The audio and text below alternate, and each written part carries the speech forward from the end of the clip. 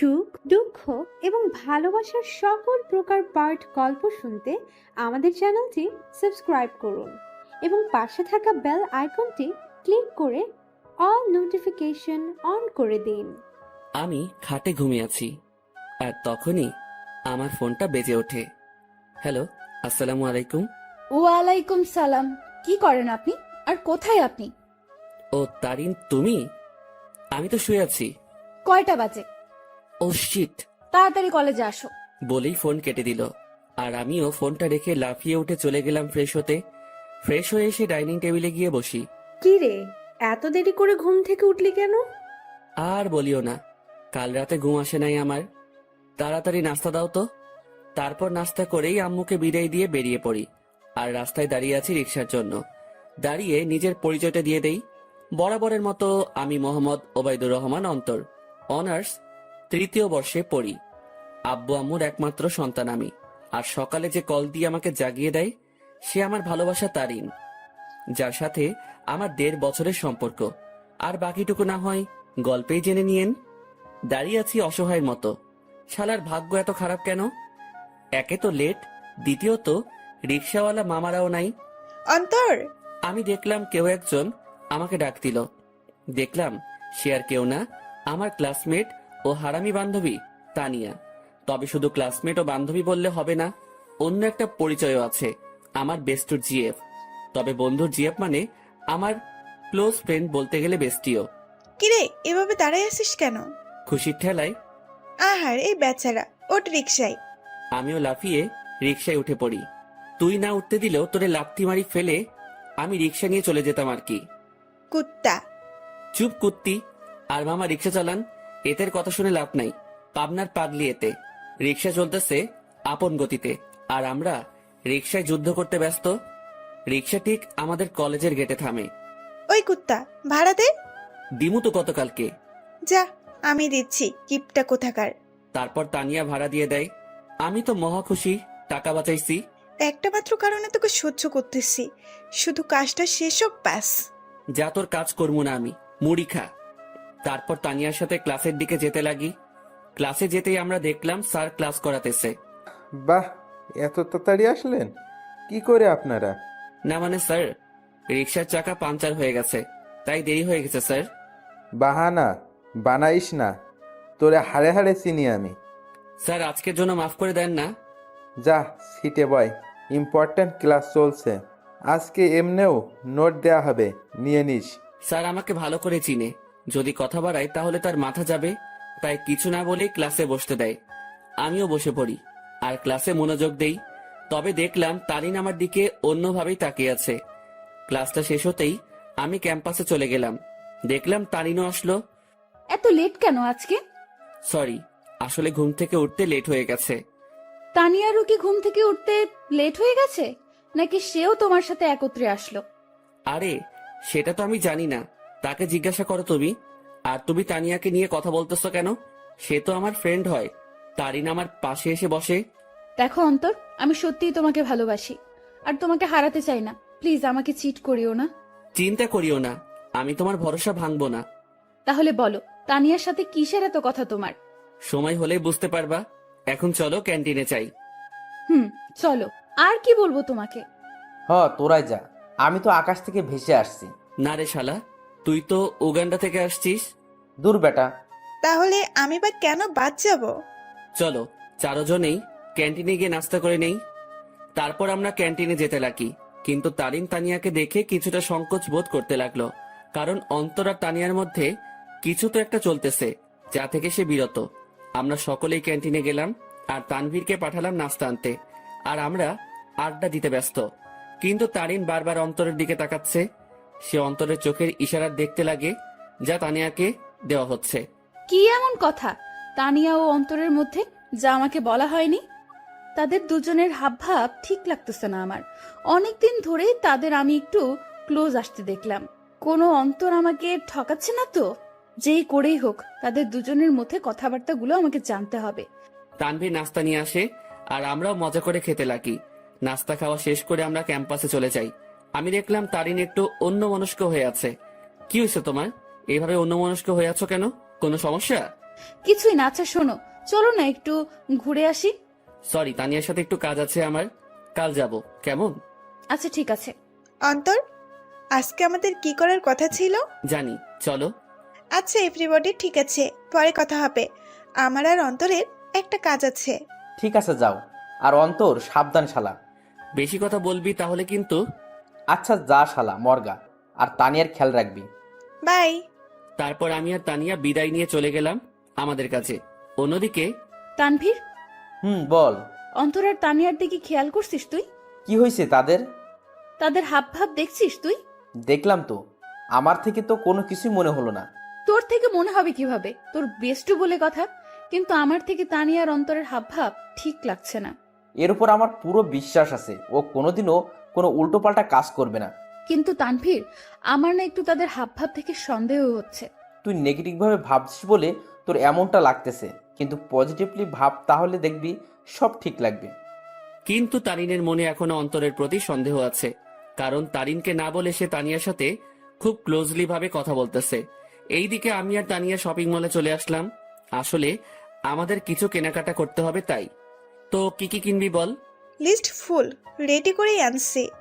তাহলে শুরু করে দে। আমরা আমাদের লিস্ট অনুযায়ী শপিং করতে ব্যস্ত। প্রায় আমাদের শপিং শেষ, আর তখনই তানিয়া ডাক দেয়। কিরে, ডাকতেছিস কেন? চল জেন্টস শপে যাব, একটা টি শার্ট নিব। আমার জন্য নিবি? হ, আমাকে পাগলা কুকুর পাইছে তো। আসলে তোরে পাগলা কুকুরে পাইছে? অন্তর, এটা কিন্তু বেশি হইতেছে। ও মা গো, টুরুলা। আচ্ছা চল। তারপর গেলাম টি শার্ট কিনতে। মানে তানিয়া কিনবে আর আমি দেখবো। কি কালার পছন্দ তানভীরের? আমি আর তানভীর প্রায় সেম কালার পছন্দ করি। বুঝছি, হাইরে চয়েস রে। তারপর তানিয়া ঘুরে ঘুরে দেখতে লাগলো আর কয়েকটা টি শার্ট নিয়ে আমার কাছে আসে। দেখ, এখান থেকে দুইটা সিলেক্ট করে দে। আমিও দুইটা টি শার্ট সিলেক্ট করে দেই, আর সেও কিনে নেই। চল, খিদা লাগছে, কিছু খাওয়াবি? চুপচাপ বাসায় গিয়ে খেয়ে নিস। এমনিও টাকা আছে কিনা জানি না। চুপ কিপটা, তোর জন্যই তো আমি শপিং মলে আসছি, আর তোর জন্যই তো শপিং করলাম। এখন কিপটামি করিস না, চল রেস্টুরেন্টে। আমি তো শপিং এ টাকা খরচ করলাম, তুই তো শুধু তানভীরের জন্য টি শার্ট নিলি। ওলে বাবারে, টাকা তোর একা যায় নাই, তোর শপিং এ আমি তানভীরের টাকাও আছে। আর এটা তো তোর জানের জন্য করতেছি আমরা। এখন কিপটামি না করে চল তো। বাবা গো, চল বুঝছি, 1 টাকাও বাসায় নিতে দিবি না। তারপর আমরা রেস্টুরেন্টে গেলাম। সেখানে গিয়ে আমরা বসে পড়লাম, আর তখনই তানভীর ফোন দেয়। হ্যালো, কে? শপিং হয়েছে মামা, নাকি আরো বাকি আছে? শপিং শেষ, শুধু লাস্ট জিনিসটা আনলেই সব কমপ্লিট। সেটা আমি আনবো তো সময় মতো, তুই চিন্তা করিস না। আচ্ছা, তারিন কি চলে গেছে? তবে মামা, তোকে আর তানিয়াকে সন্দেহের নজরে দেখতেছে। বলতেছে তোর আর তানিয়ার মধ্যে নাকি কিছু চলতেছে। হ, তাও তার জন্যই। তো কি করিস? আমি কি করবো? যা করার তোর তানিয়া করতেছে। আমারে লুটতেছে রে মামা। আজ যদি তানিয়ার সাথে ব্রেকআপ করতি, তাহলে এই দিন দেখতে হতো না আমার।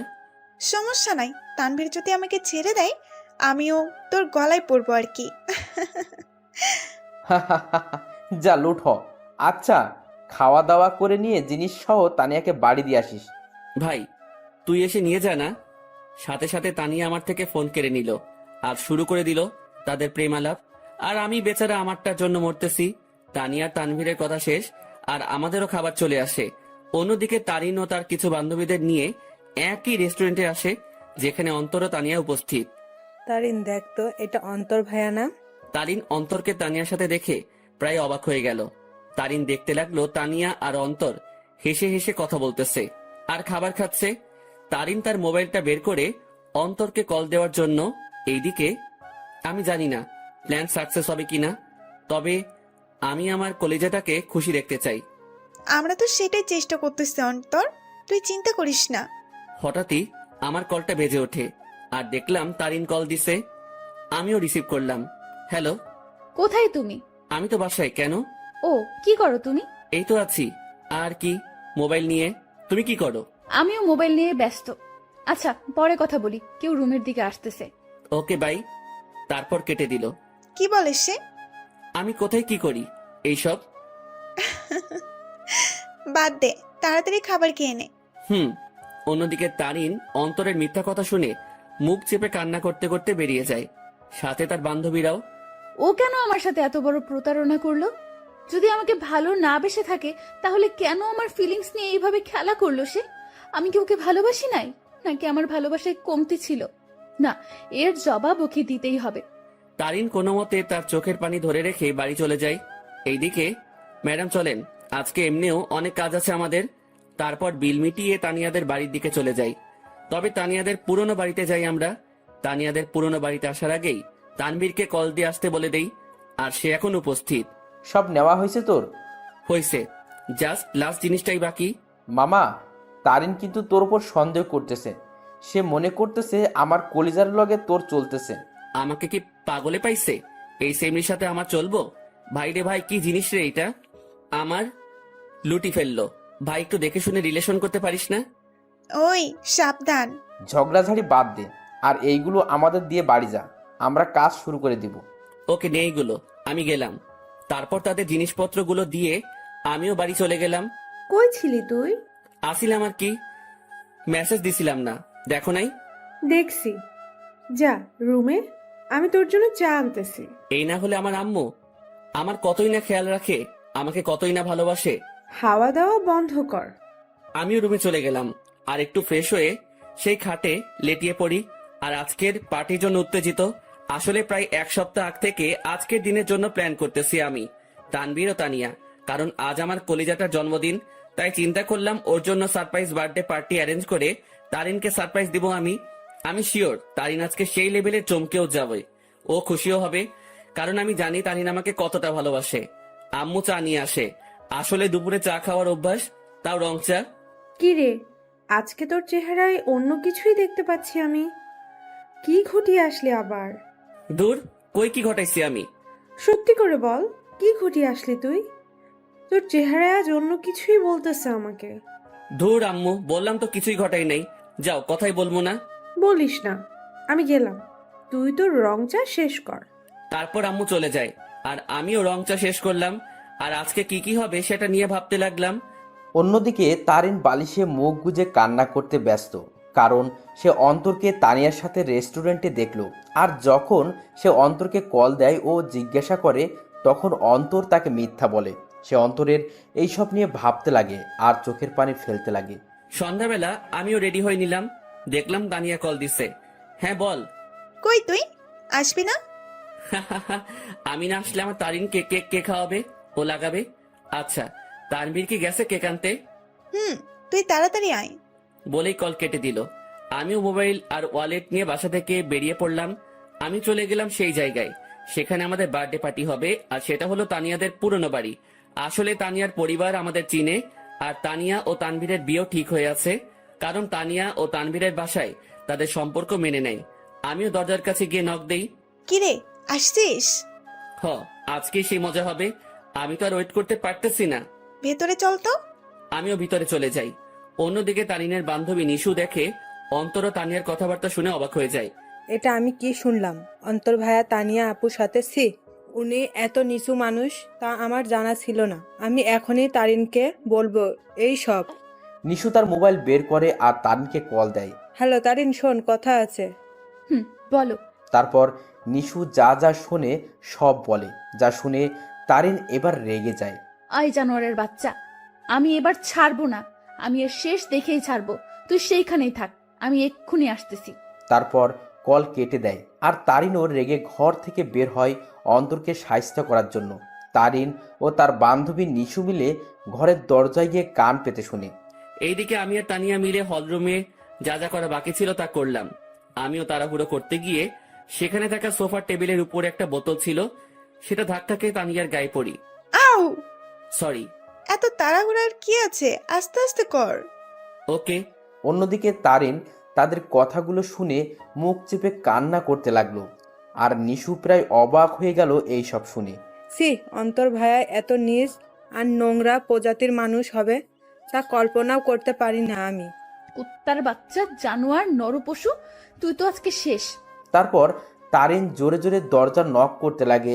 এইদিকে মনে হয় ও চলে আসছে। ওরে আমার লজ্জাপতি, এত লজ্জা পাইস না। তোর লজ্জা দেখে না লজ্জাও ইনসাল্টেড ফিল করবে। কুত্তা, তোর সাথে কি এমন দুশ্মনী করলাম? কথায় কথায় ইনসাল্ট করিস। যা, দরজা খোল। আমিও গিয়ে দরজা খুললাম। দরজা খুলে থ হয়ে গেলাম, কারণ তারিন ও নিশু উপস্থিত। তোমরা সাথে সাথে তারিন আমার কলার ধরে আমাকে ছুঁড়ে মারে ফ্লোরে। কুত্তার বাচ্চা, জানোয়ার, শয়তান, বেয়াদব, লম্পট, বখাটে, প্লে বয়, আমার সাথে কি করে এসব করতে পারলি তুই? সাথে সাথে তারিন তার জুতা খুলে আর আমার গালে মারতে থাকে। জানিস আমি তোকে কতটাই না ভালোবাসছি, কিন্তু তুই যে এমন হবি কে জানতো? তারিন, কি করছিস তুই এইসব? চুপ, বেয়াদব নষ্টা মেয়ে। তুইও কম না। তোর আর তানভীরের বিয়ে ঠিক হয়ে থাকার পরেও তুই আমার বয়ফ্রেন্ডের সাথে ছি। আর তুই, তোকে কতই না ভালো ভাবছিলাম আমি, কিন্তু তুই তো আস্ত একটা লুচ্চা, বেয়াদব, লম্পট। মানে যত খারাপই বলি না কেন, তার থেকেও নিচ তুই। আমি তারিনের অবস্থা দেখে অবাক হয়ে গেলাম। আর সে তো আমাকে তার পায়ের জুতো দিয়ে আমাকে মারলো।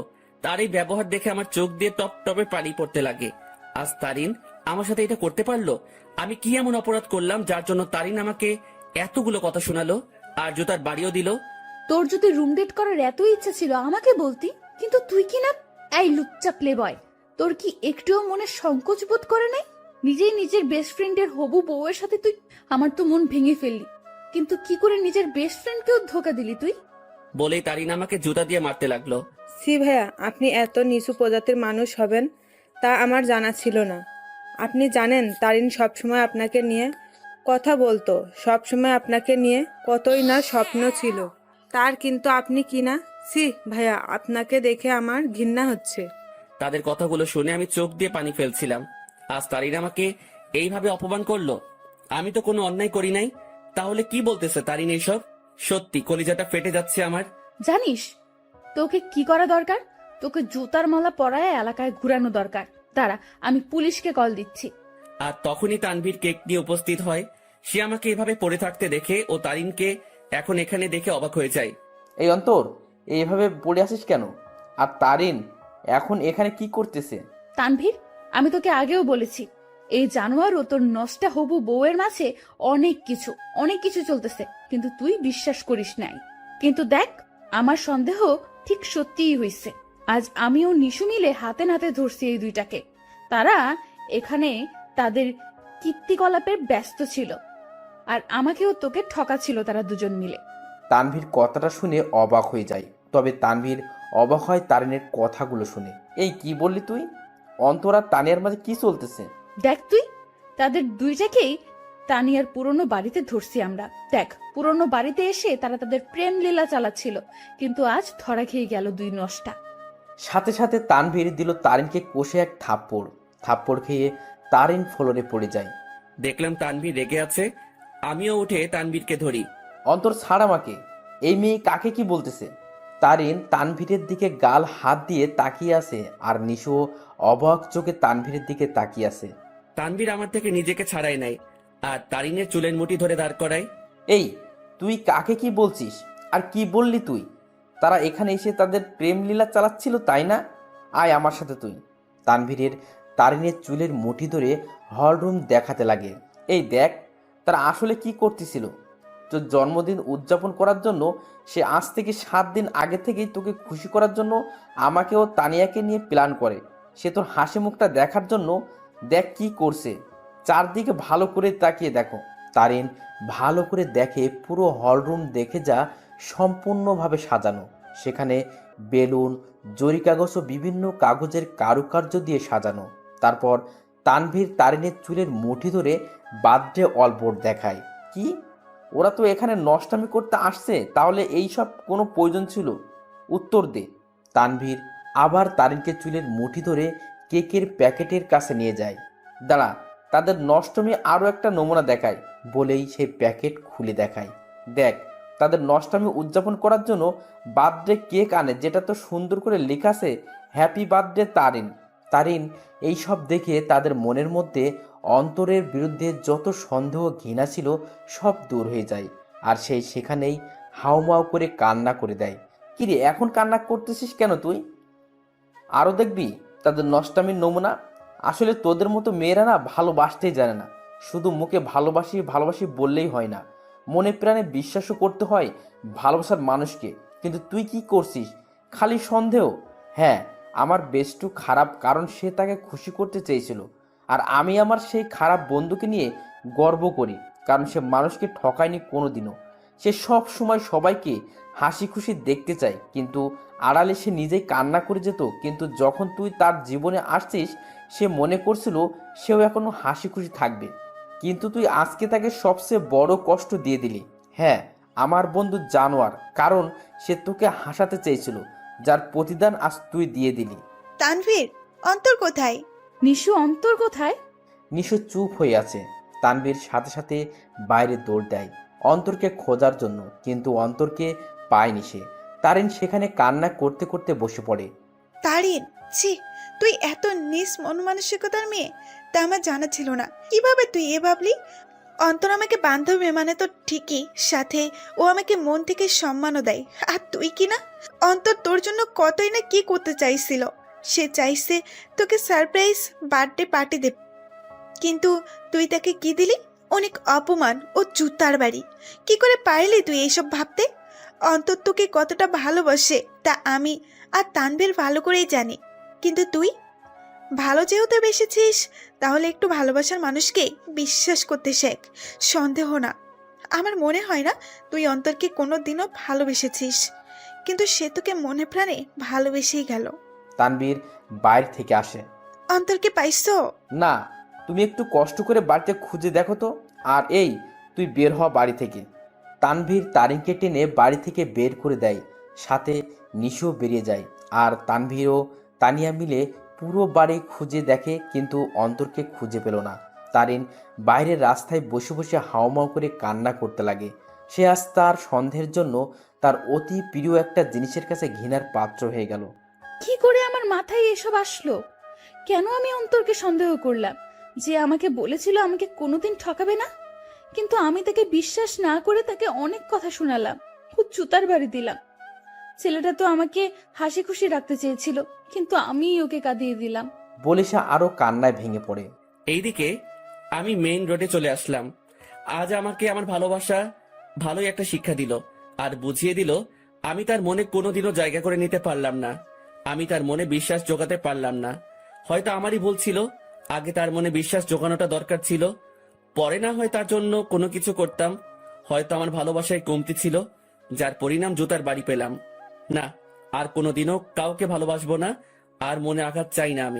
আমি তারিনকে পেয়ে মনে করেছিলাম আমার দুঃখ কষ্ট ওর সাথে শেয়ার করব। মনে করলাম ও আমাকে বুঝবে, কিন্তু আমি ভুল ছিলাম। থাক, আর কাউকে ভালোবাসার প্রয়োজন নেই, আমি একাই ঠিক আছি। আর যদি কাউকে প্রয়োজন হয়, আমার বেস্টু ও আমার হৌভাবি আছে না, কিন্তু না আর কাউকে বিশ্বাস করব, না কাউকে মন দিব। কেউ চাই না, আমার শুধু পরিবার ও বান্ধবীদের নিয়ে থাকবো আমি মেইন রোডে হাঁটতে লাগলাম, মনকে শান্ত ও বোঝানোর জন্য যে তার জন্য কোনো ভালোবাসা নেই, আছে শুধু সন্দেহ আর সন্দেহ। আমিও মেইন রোডে যতদূর পারলাম হাঁটতে লাগলাম। কি বা করবো আমি? ভাঙা মনকে সান্ত্বনা দিতে চাচ্ছি। আমি চিন্তা করছিলাম মনের মতো একজন পেয়ে তাকে নিয়ে আমি হাসি খুশি থাকবো, কিন্তু ভাগ্য একটা মোড় দিয়ে দিল। রাত 11টা বাজে, আমি এখনো রাস্তায় হাঁটছি আর চোখের পানি ফেলছি। আমার ফোনটাও অফ করে রাখছিলাম যাতে কেউ আমাকে বিরক্ত না করতে পারে, কারণ আমি একটু একা থাকতে চাই। রাত 12টা বাজে, আমি রাস্তার এক কোণায় বসে আছি। তবে আজ আমার নেশার সাহায্য নিতে ইচ্ছা করছে, তাই আমিও উঠে হাঁটতে লাগলাম আর খুঁজতে লাগলাম কোনো দোকান খোলা আছে কিনা। আমি দেখলাম একটা টঙের দোকান খোলা, তাই আমিও চলে গেলাম। কি চাই মামা? আমি সংকোচ বোধ করতে লাগলাম, কারণ আমি আজ পর্যন্ত কোনো দিনও কোনো দোকানে গিয়ে সিগারেট চাই নাই। আরে ভাই, বলবেন তো কি লাগবে? সিগারেট লাগবে? আরে এটার জন্য এভাবে সংকোচ বোধ করছেন কেন ভাই?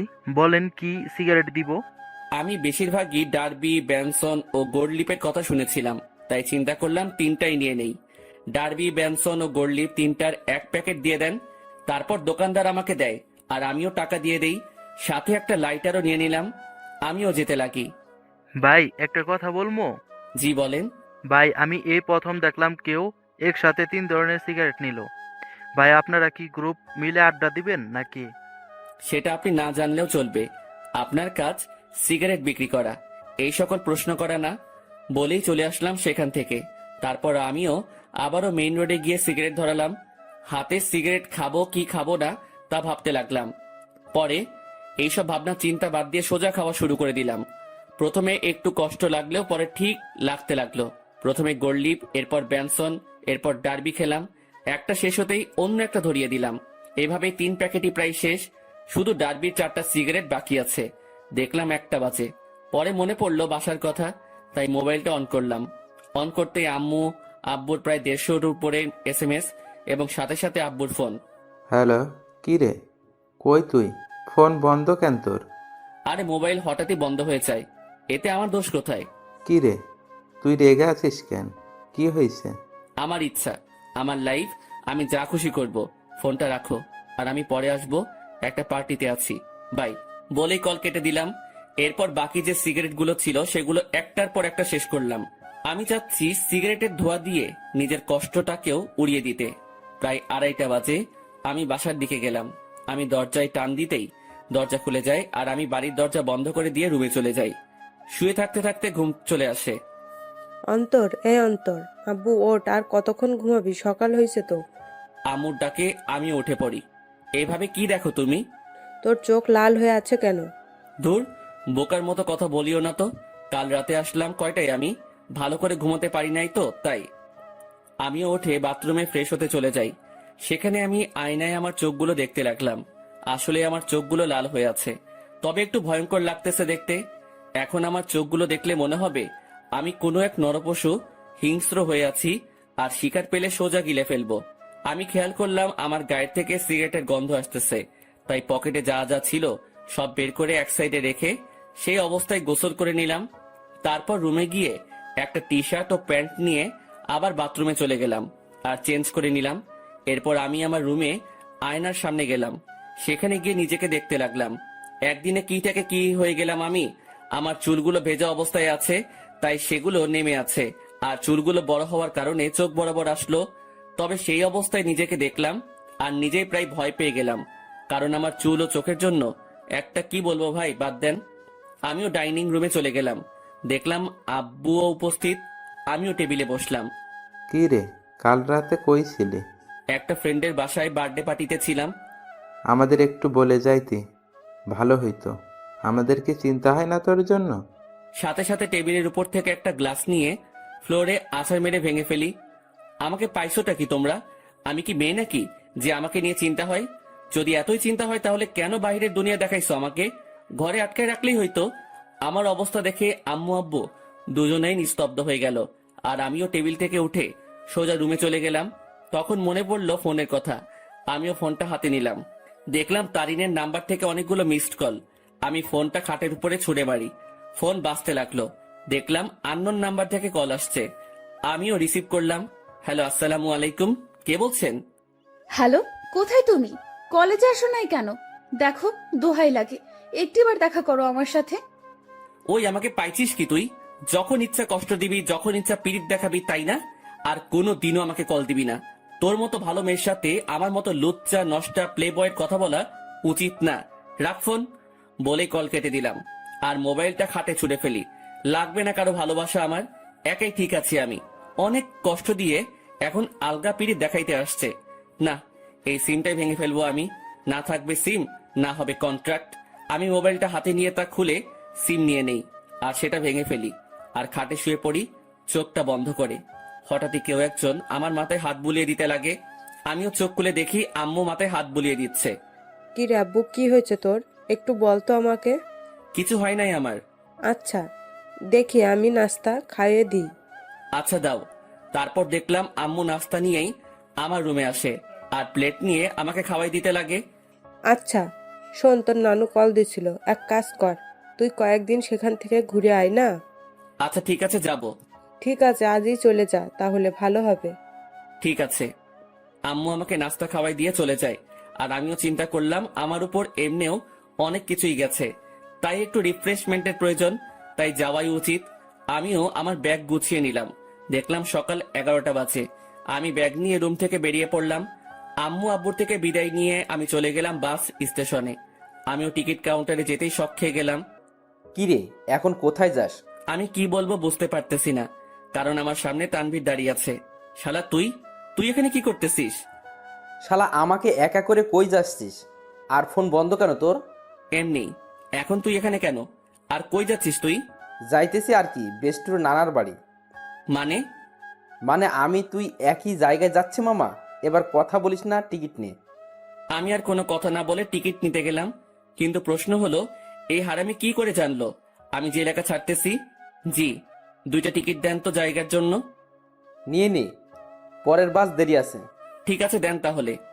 আমি 2টা টিকিট নিয়ে নিলাম, কিন্তু আমরা দুজন দু প্রান্তে বসতে হবে। আমরা বাসে উঠলাম। আমি শুধু একটা ব্যাগ নিয়ে আসলাম, যেটাতে কিছু জামা কাপড় ও আমার কিছু প্রয়োজনীয় জিনিস আছে। আমি আবার সিটে বসলাম। যাক ভালোই, আমাকে জানালার পাশ দেওয়া হয়েছে। এবার প্রকৃতি উপভোগ করতে করতে নানার বাড়ি যাওয়া যাবে। আমি দেখলাম তানভীর, আমি যে সারিতে বসলাম সে আমার বাম পাশে সারির আমার সিট বরাবর 3 সিট পর তার সিট। আমি সিটে বসে আছি আর বাস ছাড়ার অপেক্ষা করতেছি। আমি জানালা দিয়ে বাহিরে দেখতে লাগি। এক্সকিউজ মি, এটা আমার সিট, আমি কি এখানে বসতে পারি? আমি কথা শুনে সাথে সাথে তাকালাম। দেখলাম একটা কালো বোরকা পরা একটা মেয়ে এই কথা বলল। কোনটা আপনার সিট? জি, আপনার পাশের সিট আমার। আমি কি এখানে বসতে পারি? পড়ে গেলাম মুসিবতে।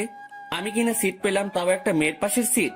হয়তো অনেক ছেলে এই জিনিসটাকে তাদের জন্য সৌভাগ্য মনে করে, কিন্তু আমার জন্য এইসব দুর্ভাগ্য। কারণ আমি অন্য ছেলেগুলোর মতো মেয়ে পাগল না। তবে হ্যাঁ, একজনকে নিয়ে স্বপ্ন দেখেছিলাম, কিন্তু থাক, সে অতীতকে মনে না করাই ভালো। সেটা জাস্ট আমার জন্য একটা দুঃস্বপ্ন ছিল। এই যে মিস্টার, এখন কি বসতে দিবেন?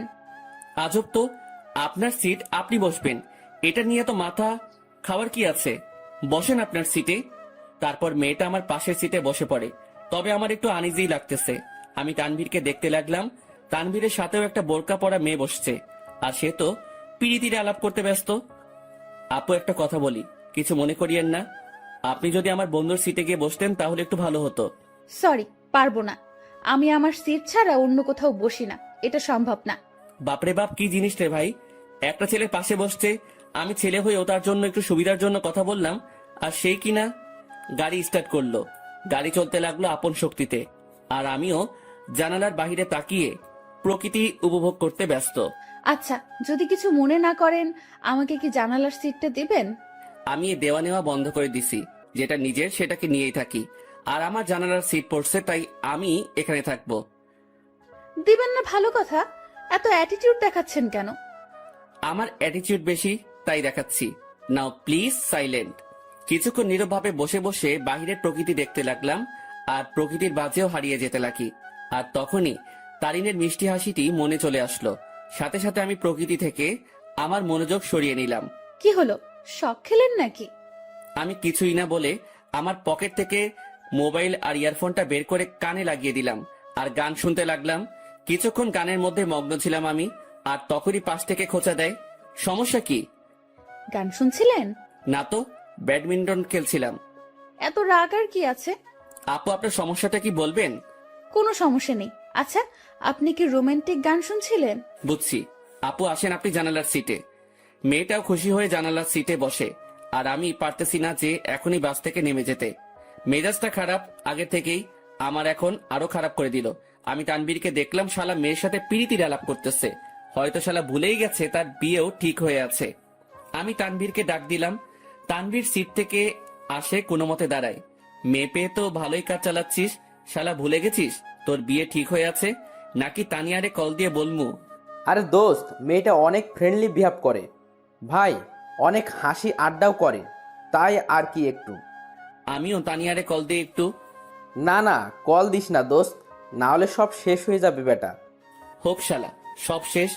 তোর পাশেও তো একটা মেয়ে, তার সাথে তুইও ফ্ল্যাট কর, কে বারণ করলো তোরে? সেটাই তো সমস্যা। এক কাজ কর, তোর পাশের মেয়েটাকে এখানে পাঠাই দে কষ্ট করে, না হলে। এই যে মিস্টার, মেয়েদের পাশে বসলে সমস্যা কোথায়? এলার্জি আছে আমার। এবার কথা বলিয়ে না, একদম চুপ থাকেন। আচ্ছা দোস্ত, আমি পাঠাচ্ছি। তারপর তানভীর চলে গেল, আর তানভীরের পাশের মেয়েটা আসে। আমি ওনাকে সিটটা দিয়ে আমি তানভীরের পাশে বসে পড়ি, আর সেখানে কানে ইয়ারফোন লাগিয়ে গান শুনতে লাগি। বাস বিরতির জন্য থামলো। তানভীর চল একটু ফ্রেশ হয়ে নেই, আর কিছু খেয়ে নেই।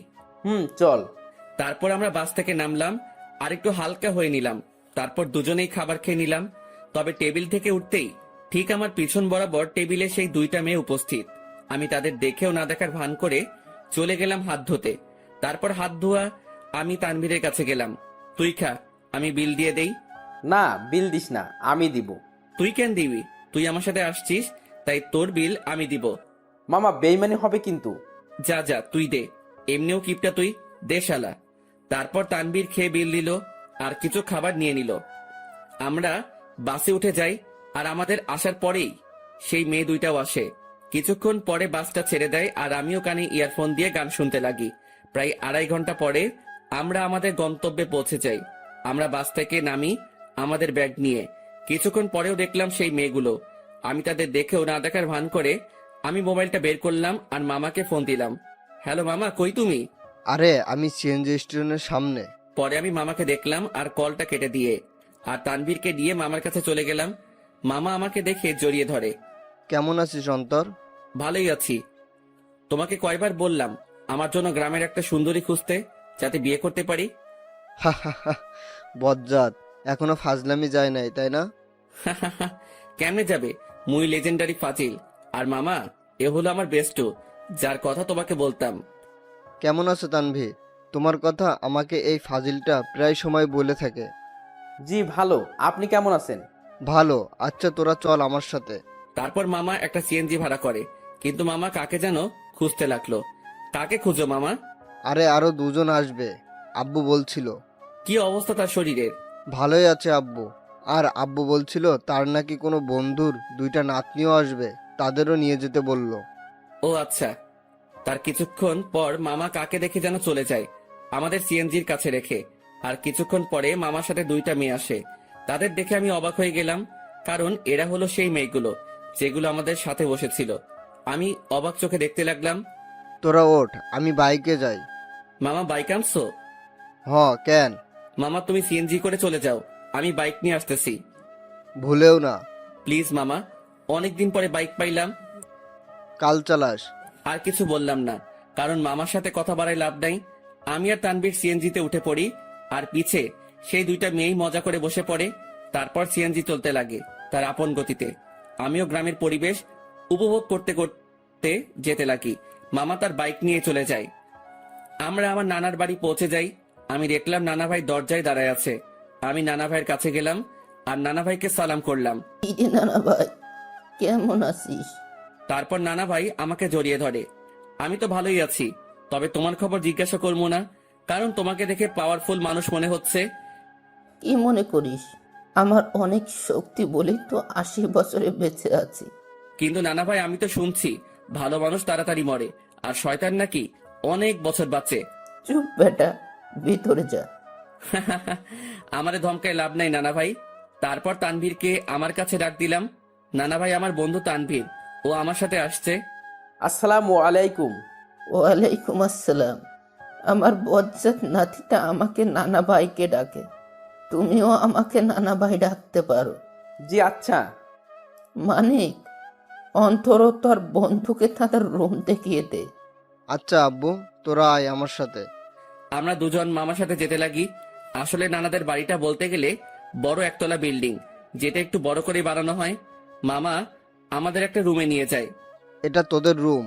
আর তানভীর, তুমি আমাকে মামা ডাকতে পারো, অন্তর যেমনটা ডাকে আর কি। মামা না, এখন থেকে মামু ডাক মনে। আস্তে আস্তে শুরু করে দিলে। দাঁড়া, তোরে বিয়েটা করায়ে দিয়ে তোর বউয়ের হাতে তোরে শায়েস্তা করবো আমি। আগে নিজের গদি সামলাও। লাস্ট টাইম মামিকে দিয়ে কি করছিলাম মনে আছে নাকি? এবার আগের বারের থেকেও ডাবল হবে। তোরা ফ্রেশ হয়ে হলরুমে আয়, আমি গেলাম। কিরে ভাই, তুই তোর মামারে থ্রেট দিস? আরে বেটা, আসলে আমাদের পরিবারটা একদম ফ্রেন্ডলি, তাই সবার সাথে হাসি মজা করেই থাকি। তোর মতো আমি একটা পরিবার পাইলে হইতো। আমার পরিবার মানে তোর পরিবার বেটা। এখন কথা না বলে ফ্রেশ হয়ে নে।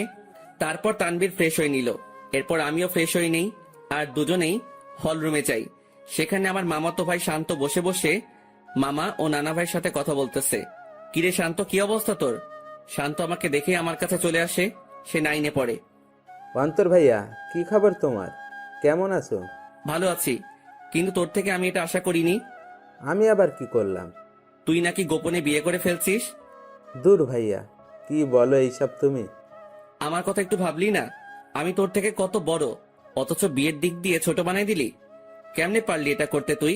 তোর তো বলছিলাম আমার জন্য মেয়ে খুঁজতে, আর তুই কি না, কাজটা ভালো করিস নাই তুই। দূর ভাইয়া, কে বলেছে তোমারে আমি বিয়ে করছি? আমার বিয়ের বয়স হয়েছে নাকি? আজকালকার পোলাপানগুলো বিশ্বাস নাই, বড় ভাইরে রেখে তারাই গোপনে কাজ সেরে ফেলে।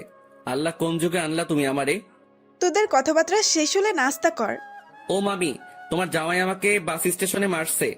নাউজুবিল্লাহ, কিরে বেটা, আমি তোরে কই মারলাম? এই, তুমি অন্তরের গায়ে হাত দিছো? অন্তর আসতে না আসতেই কি মামারে এভাবে মারবি নাকি? তোর জ্বালায় আর বাঁচমু না আমি। আব্বুরে আগেই বলছিলাম এই শয়তানটা যদি আসে আগেই আমাকে বলে দিতে, যাতে বনবাসে ভাগতে পারে। মামার কথা শুনে সবাই হেসে দিল। নানা ভাই, নানু কই?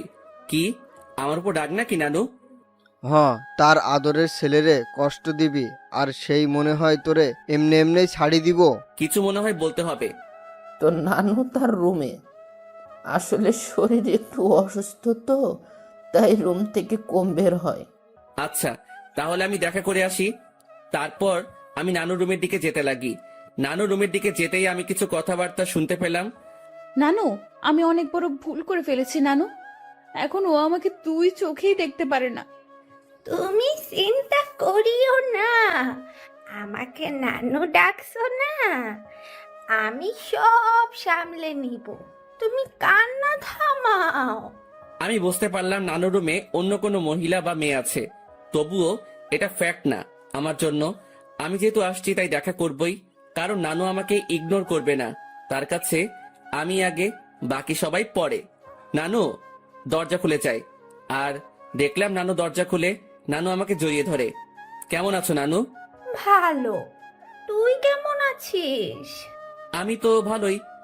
আয় ভিতরে আয়। আমি নানুর সাথে ভিতরে গেলাম। আমি ভিতরে যেতেই দেখলাম আমাদের সাথে বোরকা পরা যে দুইটা মেয়ে আসছিল তারা রুমে উপস্থিত। নানু ভাই, বয় তুই। বোরকা পরা দুটো মেয়ে বলল, আচ্ছা নানু, আমরা যাই, পরে কথা বলবো আপনার সাথে। ঠিক আছে, যাও, আর চিন্তা করিও না, আমি সামলে নেব, কান্না করিও না, কেমন? তারপর রুমে থাকা দুইটা মেয়েই চলে যায়। নানু মেয়েগুলোকে আর কান্নাকাটি করতেছিল কেন? আর বলিস না, একটু পারিবারিক সমস্যা, তাই আর কি।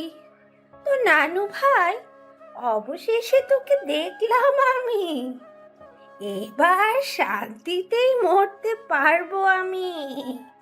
নানু, কি উল্টাপাল্টা কথা বলো তুমি? এই সব বলা বাদ দাও তো। আচ্ছা নানু ভাই, বাদ দিলাম, এখন এটা বল, কেমন আছিস? আমি তো ভালোই আছি। তা তো দেখতেই পারতেছি, মনে অনেক কষ্ট নিয়ে সকলের সামনে ভালো আছিস দেখছি। মানে? কিছু না, বাদ দে। আমি নানুর সাথে নানুর রুমেই অনেকক্ষণ যাবত কথা বলি। অন্তর, একটা কথা শোন। জি নানু, বলো। মানুষ মাত্রই ভুল, তাই ভুল করবে, তাই বলে তাকে ক্ষমা করে দেওয়াই ভালো। কথাটা ঠিক বুঝলাম না নানু। আচ্ছা থাক, যা, রাত হইছে, খাবার খেয়ে নে। তুমি খাবা না? খাবো তো, তবে তোর মামি, আমি আর বাসায় আরো দুজন মেহমান আসছে, তাদের সাথে খাবো আর কি। আচ্ছা ঠিক আছে। তারপর আমি নানুর রুম থেকে চলে যাই আর হল রুমে যাই। সেখানে দেখি নানা ভাই, মামা ও তানভীর কথা বলতেছে। ভালোই তো, বহুত ভালো আলাপ চলতেছে মনে হয়। আমাকে দেখেই তারা হতাশ হয়ে যায়, বুঝলাম না কেন। আজব তো, এইভাবে কি দেখো? আমি কি ভূত নাকি? ভূতের চেয়ে কম নাকি তুই? এই মামু, মেজাজ খারাপ কইরো না, না হলে কিন্তু কি করবি তুই? গ্রামের একটা মাইয়ারে কিডন্যাপ করে বিয়ে করে চলে আসমো। আমার কথা শুনে সকলেই হাসতে লাগে, তবে আমিও উপর দিয়ে হাসতে লাগি, কিন্তু ভিতর দিয়ে থাক বাদ দেই এইসব। আমার জন্য কি অন্যদের হাসি ঠাট্টা বন্ধ করব নাকি? মামি আমাদের খাবারের জন্য ডাক দিল আর আমরাও চলে গেলাম খাবার খেতে। ভাই, শীতকাল, গায়ে আমার কোট আছে, তারপরেও একটু শীত লাগছে। রাতের খাবার খেয়ে নিলাম আমরা। আমিও চিন্তা করলাম রাতের বেলা একা একা হাঁটার।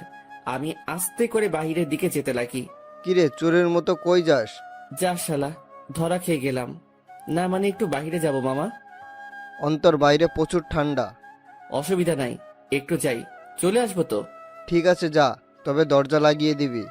তুই দরজার কাছে আসলে আমাকে একটা কল দিস, আর তানবীরকে নিবি। না মামা, তানবীর এমনিও জার্নি করে আসছে, ক্লান্ত সে, তাই তাকে না নেওয়াই ভালো। আমি মামার সাথে কথা বলেই বাহিরে চলে আসি, আর পকেট থেকে মাস্কটা বের করে পরে নেই, আর কোটটাও মাথায় দিয়ে দেই। আমি হাঁটতে লাগলাম, আর হাঁটতে হাঁটতে একটা দোকানের কাছে চলে গেলাম। আর সেখানে যেতেই মাথায় আসলো সিগারেটের কথা। মুখে মাস্ক আর হুডি, আর সেই অবস্থায় দোকানে চলে গেলাম। আরেক প্যাকেট ডার্বি নিয়ে নেই, সাথে ম্যাচও। সেটা নিয়েই আমিও চলে যাই এক নির্জন জায়গায়, মানে বলতে গেলে পুকুর পাড়। সেখানে পাড়ে বসার জায়গা আছে, আর আমিও সেখানে বসে পড়ি আর সিগারেট টানতে লাগি। সিগারেটের ধোঁয়ার আমি আমার কষ্টগুলোকে উড়িয়ে দিচ্ছি। একজনকে মনে প্রাণে খুব ভালোবাসছিলাম, যার প্রতিদান জুতার বাড়ি পাইছি। একেবারে ভালো মতেও শিক্ষা হয়েছে আমার, আর কোনো দিনও ভালোবাসার দিকে যাব না।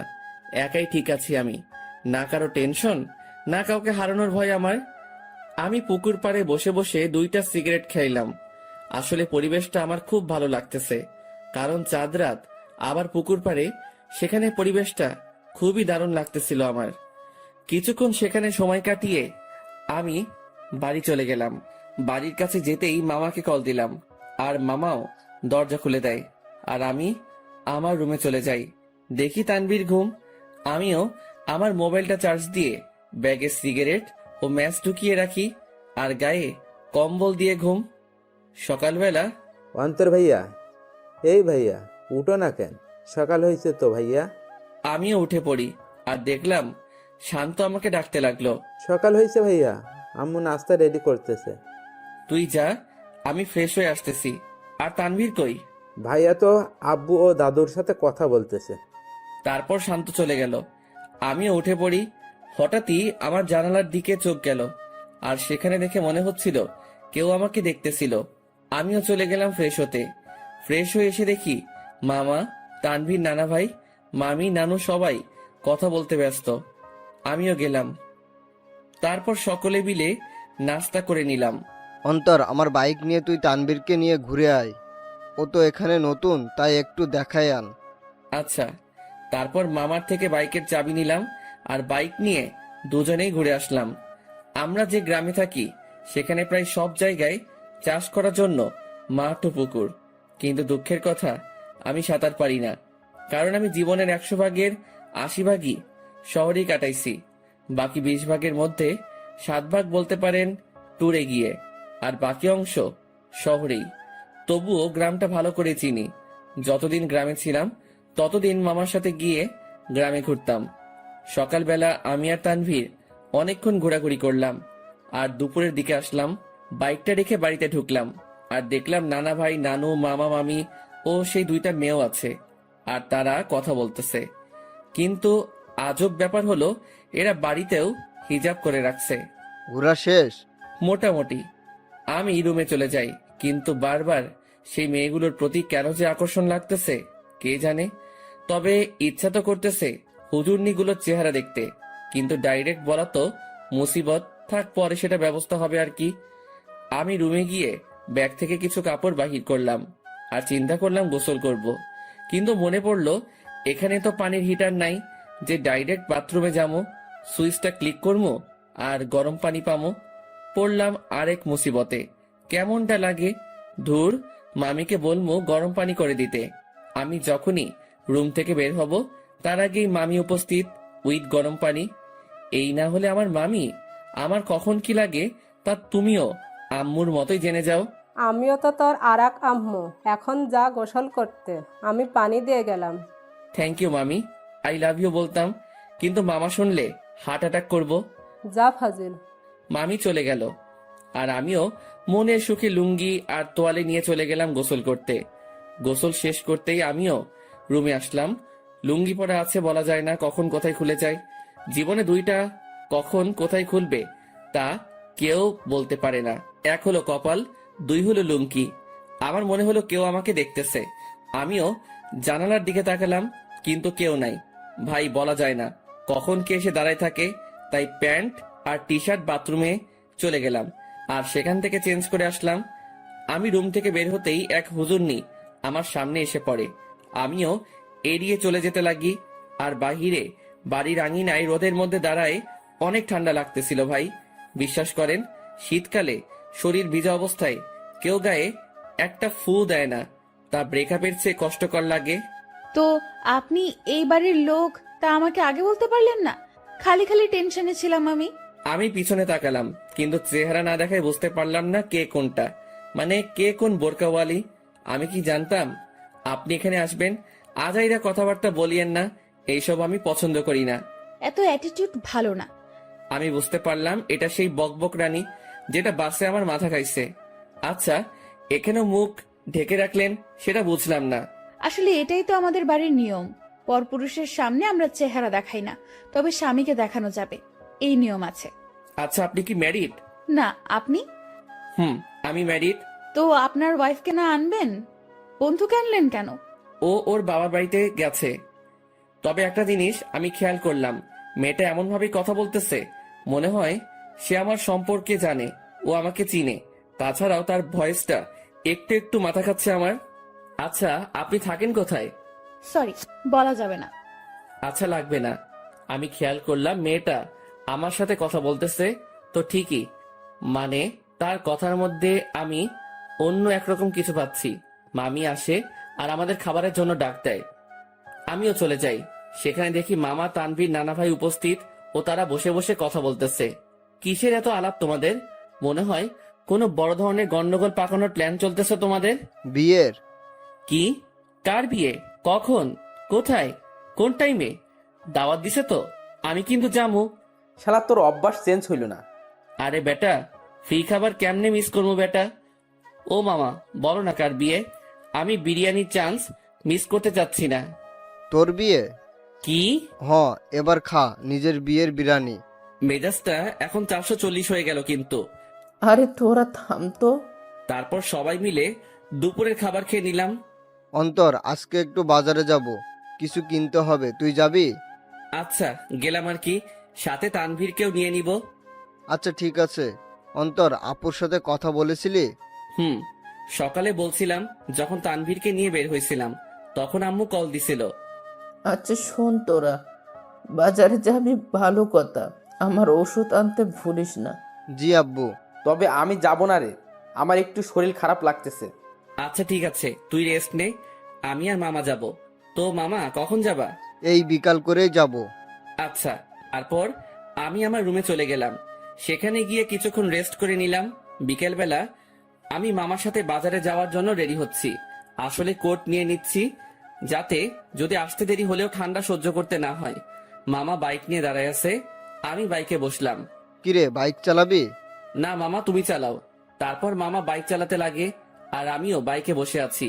বাইক চলতেছে আপন গতিতে আর আমি বাইকে চড়তেছি আর গ্রামের প্রকৃতি উপভোগ করতে ব্যস্ত। কিছুক্ষণ পরে আমরা বাজারে চলে আসি। মামা আমাকে নামিয়ে একটা জায়গায় বাইকটা রেখে আসে। আচ্ছা মামা, কি কি নিবা বাজার থেকে? ভাগিনা, অনেকদিন পরে আমাদের বাড়িতে আসছিস, সাথে তোর বন্ধু তানভীরকে নিয়ে আসছিস, তাই আব্বু আম্মু বলেছে তোদের দুজনের জন্য কিছু নিতে। মামা, কিছু লাগবে না আমাদের, তোমার অন্য কাজ থাকলে সেটা করো। আরে আয় তো তুই। মামা আমাকে টেনে নিয়ে যায় আর একটা পাঞ্জাবির দোকানে নিয়ে যায়। সেখানে আমি দাঁড়াই আছি আর মামা দোকানদারের সাথে কথা বলতে ব্যস্ত। অন্তর, এদিকে আয় তো। আমি মামার কাছে গেলাম। দেখ তো পাঞ্জাবিটা পছন্দ হয় কিনা। মামা আমাকে লাল কালারের পাঞ্জাবি দেখালো। মামা, লাল কেন? আমার তো বিয়ে না। বিয়ে হোক আর না হোক, কিন্তু এটা আমার পছন্দ হয়েছে আর আমি চাই বিয়েতে এটা তুই পরবি। তবে ভাগিনা, এটাতে তোরে বেশ মানাবে। আচ্ছা, তোমার পছন্দ হয়েছে তাহলে নাও। তারপর মামা পাঞ্জাবিটা নিয়ে নেয় আর আমাকেও বলে তানভীরের জন্য একটা পাঞ্জাবি দেখতে। আমিও তানভীরের জন্য একটা পাঞ্জাবি দেখি আর মামাও সেটা কিনে নেয়। হয়েছে মামা, এবার খুশি? এমন ভাবে কথাগুলো বললা মনে হয় আমাকে বিয়ে করানোর প্ল্যান করে আছো। সেটাই তো। কি? না মানে সেটাই তো, যাতে তোকে একটা বিয়ে করাই দিতে পারি। ধুর মামা, আপাতত একটু শান্তি দাও আমারে। বিয়ে করলে তো তোমার মতো হাল হবে আমার। আচ্ছা চল, আমি মামার সাথে যেতে লাগি। আমরা বাজারে হাঁটতে লাগলাম আর মামাও টুকিটাকি বাজার নিতে ব্যস্ত। আমিও মামার সাথে ঘুরে ঘুরে দেখতে লাগলাম। আর তখনই একটা শাড়ির দোকানে চোখ পড়লো, যেখানে বাহির থেকে একটা শাড়ি দেখা যাচ্ছিল, যার রং ছিল গোলাপি। শাড়িটা দেখে তারিনের কথা মনে পড়লো, আর তারিনের পছন্দের কালারও গোলাপি। যেদিন প্রথম তারিনকে দেখি, সে গোলাপি জামা পরে কলেজে আসছিল, যা দেখে প্রায় কলেজের সকলেই তার দিকে তাকিয়েছিল। আর আমি তো দেখেই লাট্টু হয়ে গেছিলাম। আর সেদিনই তারিনকে আমার ভালো লেগে যায়। এরপর তারিনের পিছেই পড়ে যাই, আর প্রায় একটা সপ্তাহের মতো পিছে পড়েছিলাম।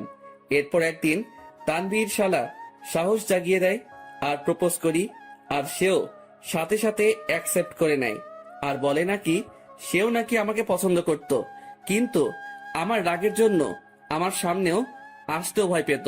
আসলে আমি সব সময় নিজেকে শান্ত রাখার চেষ্টা করি, কিন্তু যখন রেগে যাই তখন শান্ত হতে অনেক সময় লাগে।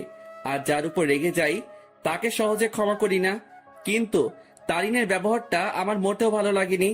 আসলে আমি বুঝতে পারলাম তার মধ্যে আমার জন্য কোনো ভালোবাসাই ছিল না, জাস্ট ভালো লাগাই ছিল, যেটাকে আমি ভালোবাসা ভেবে বসেছিলাম।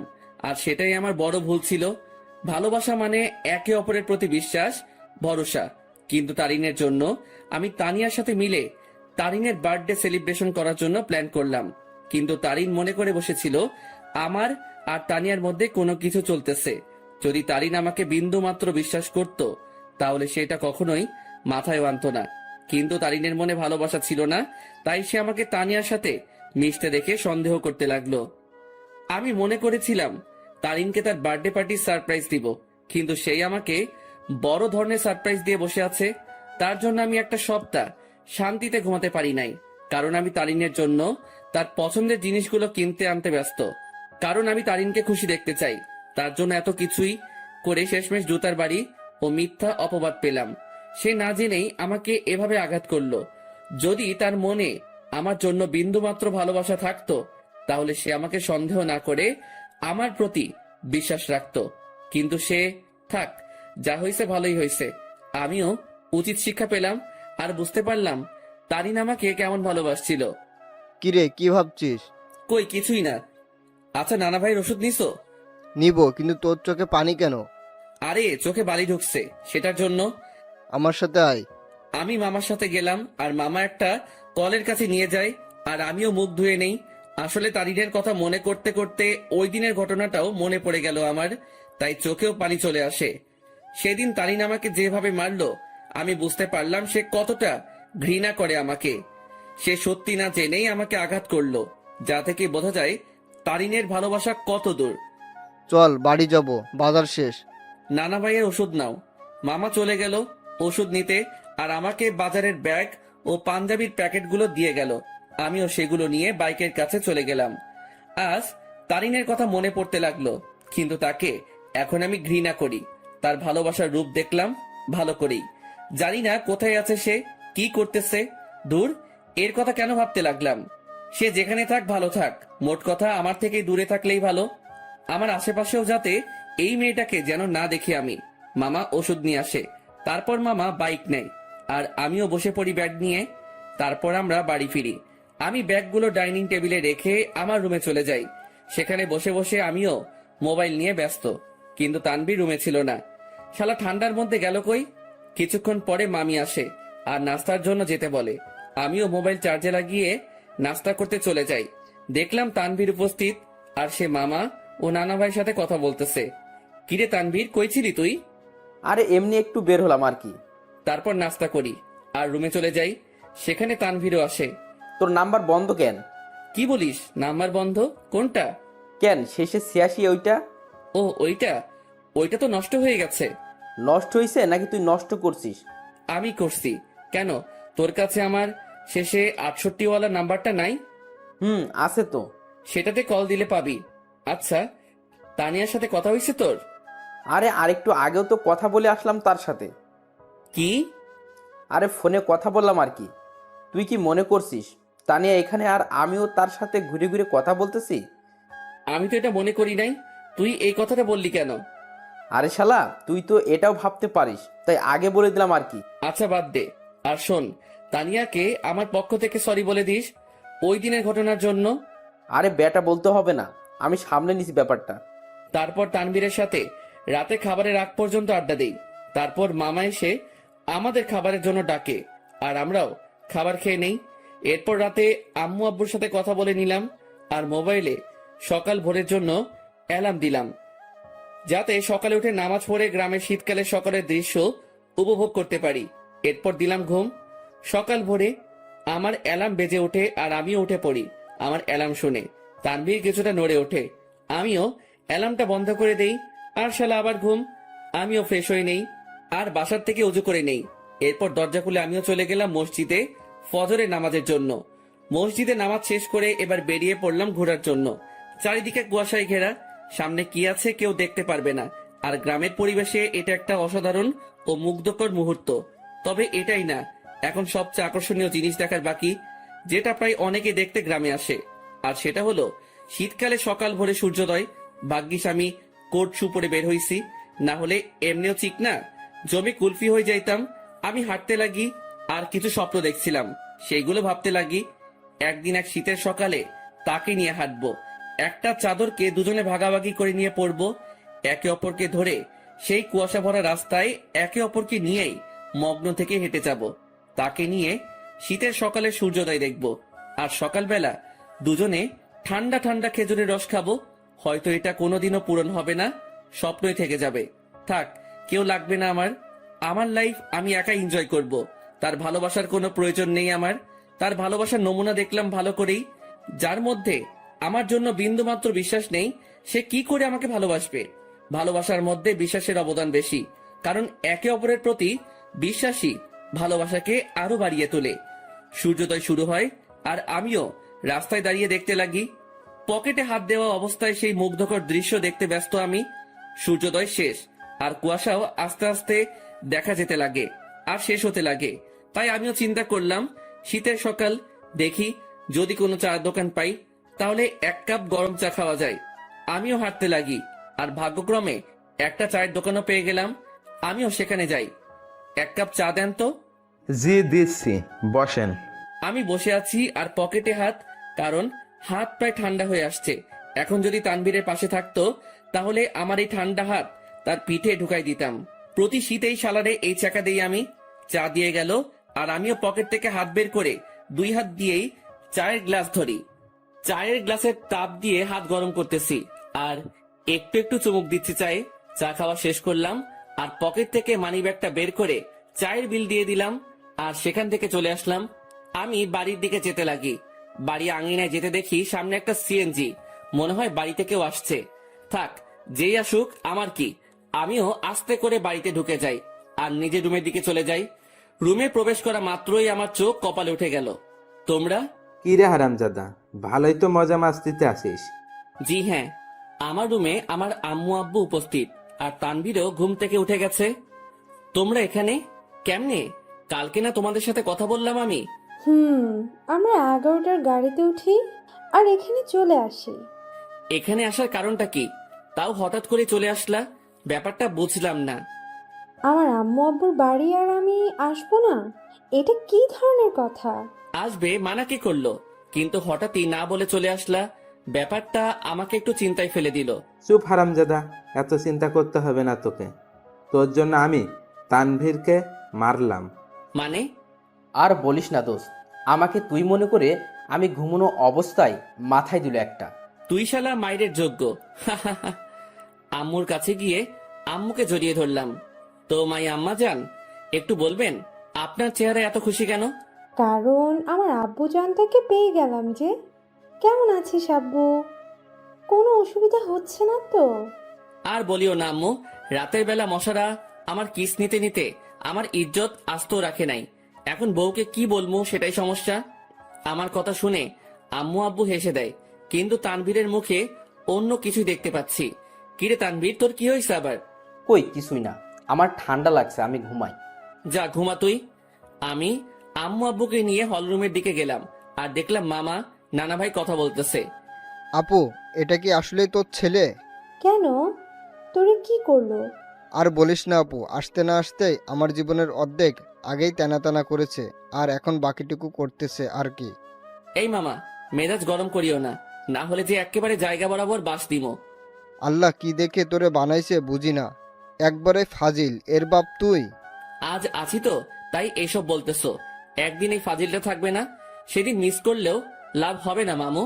প্রথম কথা তুই ফাজিল না, শয়তানের নানা, আর শয়তান মরে না, বুঝছস? ওকে, দেখা যাবে। মামা ভাগিনার ঝগড়া শেষ হয়েছে? হয় নাই, আরো বাকি আছে।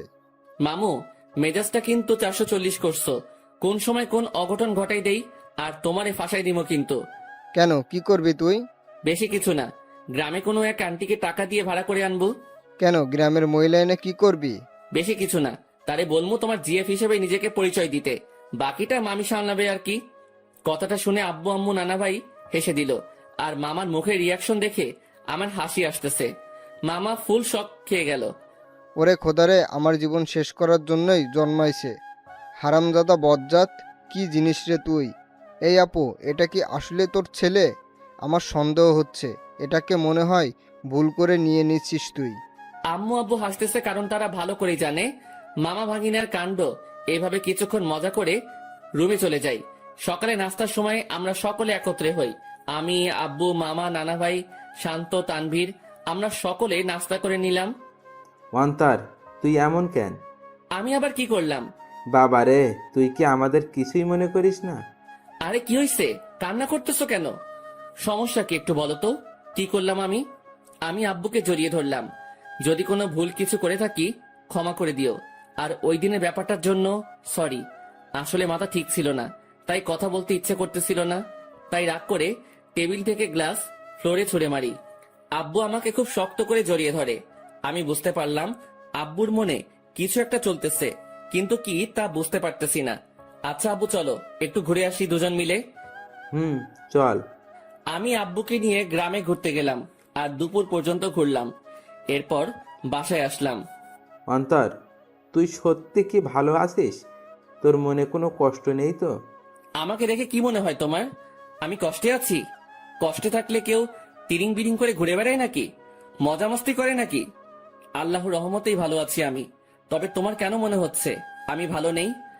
না, এমনি। আচ্ছা চল ভিতরে যাই। আমরা ভিতরে গেলাম। দুপুরের খাবার সময় আমরা সকলে, মানে সকল ছেলে মানুষ, একত্রে খাবার খেয়ে নিলাম। তারপর আর কি, অন্যান্য দিন যা করি সেটাই করে সন্ধ্যা পর্যন্ত পার করলাম। সন্ধ্যায় আমি মোবাইলটা চার্জে লাগিয়ে আসি নাস্তার জন্য। হল রুমে এসে দেখি সকলে কি নিয়ে আলোচনা করতে ব্যস্ত। আমিও গেলাম তাদের কাছে। আচ্ছা, আমি একটা জিনিস বুঝলাম না, আমি আর তানভীর যেদিন আসলাম সেদিন থেকেই তোমরা আমাকে ছাড়া বাকি সবাই আলোচনা সভা তৈরি করে আলোচনা করতে ব্যস্ত। এখন আজকে আব্বু আম্মু আসলো, আজকে আব্বুকে নিয়েও তোমরা শুরু করে দিলে। আসলে কি এমন আলোচনা করতেছো তোমরা? আমার কথাগুলো শুনে সবাই থমকে গেল, মনে হয় আমি তাদের কাছে তাদের জান চাইছি। কিছু না রে, এমনি আড্ডা চলতেছে আর কি। মামা, নানা ভাই, তারা এতই ফ্রেন্ডলি যে তাদের সাথে আড্ডা দিতে হেব্বি মজা হয়, তুইও আয়। আমি তাদের কাছে গিয়ে আড্ডা দিতে ব্যস্ত, কিন্তু সকলের চেহারায় অন্য কিছু দেখতে পাচ্ছি আমি। তারা আমার থেকে কথা লুকাচ্ছে, তা আমি শিওর, কিন্তু কি সেটা জানি না। তবে আমাকে জানতে হবে। সন্ধ্যায় সকলে নাস্তা করে নিলাম, আমি একটু বাইরে যাব। আচ্ছা যা, কিন্তু 9টার আগে বাসায় আসবি। আচ্ছা। তারপর আমি বাইরে গেলাম। কিছু দূর হাঁটতেই মনে পড়লো মোবাইলের কথা, যেটা আমি চার্জে দিয়ে আসছি। তাই আমিও আবার বাড়ির দিকে গেলাম। দরজা মুখোমুখি দেওয়া, আর আমি হলরুমে যেতেই দেখি সেখানে কেউ নেই। কিরে, আমি আসার আগ পর্যন্ত তো আব্বু, নানা ভাই, মামা, তানভীর এখানেই ছিল, তাহলে কই গেল? আমিও আমার রুমের দিকে যাই, আর চার্জ থেকে মোবাইলটা নিয়ে বেরিয়ে আসতেই নানুর রুম থেকে কথা বলার আওয়াজ পাই। আব্বু, আমি তানভীরের কাছ থেকেই সকল কথা শুনে তাকে তোমাদের কাছে পাঠালাম। শুধু তাই না, তারিনও আমাকে কল দিয়ে সত্যিটা বলে যে সে কি কি করছে অন্তরের সাথে। প্রথম আমারও রাগ উঠছিল, তারপর তারিন কান্নাকাটি করতে লাগে, আর সে তার ভুল বুঝতে পারে। তোমাদেরও সবটুকু বললাম, অন্তরকে বুঝতে দিই নাই। আমরা তার কষ্ট সম্পর্কে অনেক আগেই জেনে গেছি। রেহেনা, মা শোন, আমাদের বুদ্ধিমতো অন্তরকে এখানে আনলাম আর আটকে রাখলাম, তাকে বুঝতেও দিই নাই যে আমরা এখানে তার বিয়ের ব্যবস্থা করছি। আমি কথাগুলো শুনে নিস্তব্ধ হয়ে গেলাম। খুব বড় ধরনের শখ খেলাম আমি।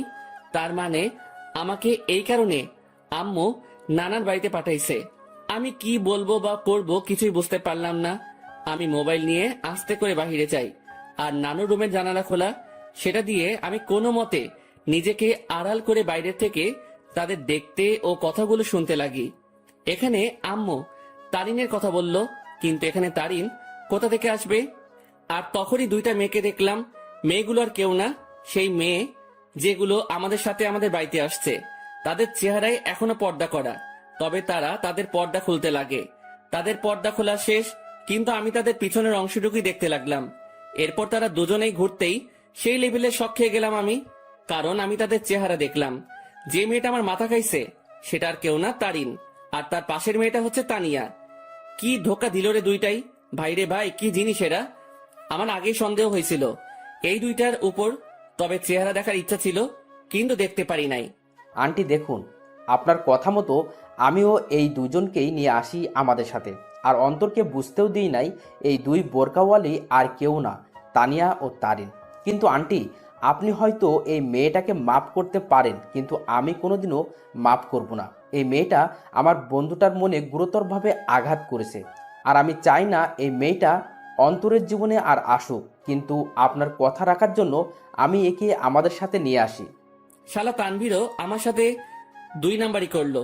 সে আমাকে গোপনে হলেও তো আমাকে বলতে পারতো, কিন্তু শালাও বেইমানি করলো। তানভীর প্লিজ, আল্লাহর দোহাই লাগে, আমাকে মাফ করে দাও। আমি সত্যিই অজান্তে এমনটা করছি। আমি অন্তরকে হারাইতে চাই না। প্লিজ আমার অন্তরকে ফিরিয়ে দাও। কথা দিচ্ছি আর এমন হবে না, কোনোদিনও না। এই, তুমি এভাবে কথা বলতেছো কেন? তারিন তো তার ভুল বুঝতে পারছে, তাহলে কেন ওকে কথা শোনাচ্ছ তুমি? তুমি কি ভুলে গেছো এই মেয়েটা কি অপবাদ দিয়েছিল তোমাকে ও অন্তরকে?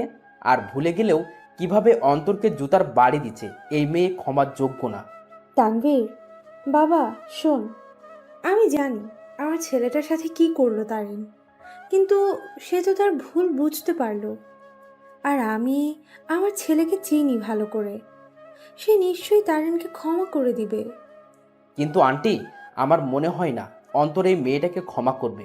আমি অন্তরকে ভালো করে চিনি, কারণ অন্তরের সাথে কেউ শত্রুতামি করলেও অন্তর ক্ষমা করে দিতে পারে, কিন্তু এই মেয়েটা অন্তরের মন ভাঙছে। তাই তো বাবা, আমরা অন্তর ও তারিনের বিয়ের ব্যবস্থা করেছি, যাতে বিয়ের পর অন্তর তারিনকে বুঝতে পারে আর ক্ষমাও করে দেয়। আর এই জন্যই আগামীকালেই অন্তর ও তারিনের বিয়ে দিব আমরা সকলে মিলে। তানভীর, আমি অন্তরকে না পেয়ে মরেই যাব। দেখো তানভীর, আমি জানি আমি অনেক বড় ভুল করছি, কিন্তু বিশ্বাস করো অন্তরকে আমি নিজের থেকেও বেশি ভালোবাসি।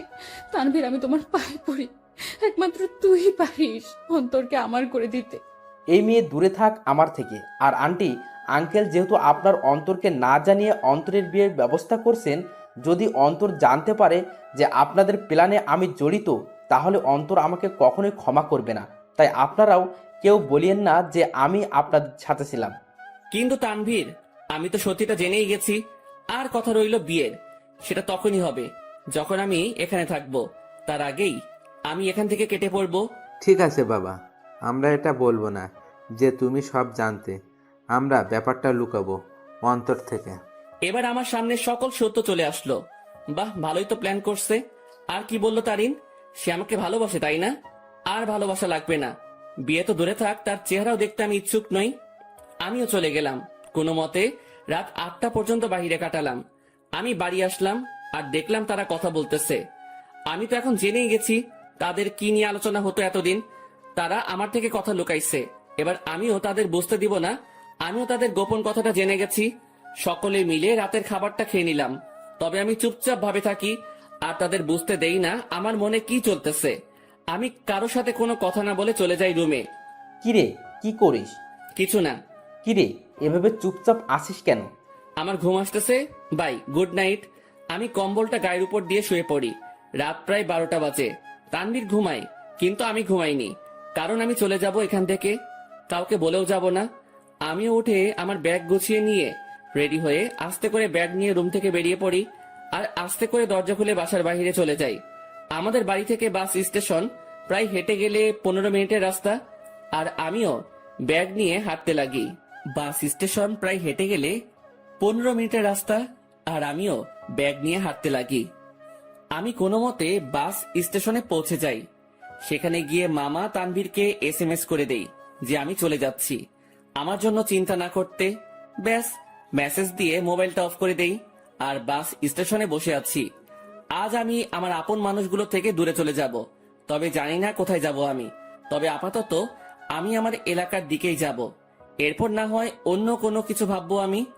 ভাগ্যক্রমে একটা বাস আসে আর আমি উঠে পড়ি। আমি বাসের মধ্যে ড্রাইভারের পিছনের সিটে বসি। সেখানে টিকিট বাকি ছিল, তাই আমিও নিয়ে নেই। মোট কথা, তাদের থেকে দূরে চলে যেতে চাই আমি। আর তারিন, যে কিনা আমাকে অনেক কষ্ট দিল, সে আমার আম্মু আব্বুকে ভালোই পটাতে পারলেও সে কোনো দিনও আমাকে পাবে না, কারণ সে আমার মনে গুরুতরভাবে আঘাত করলো, যা সহজেই মিটবে না।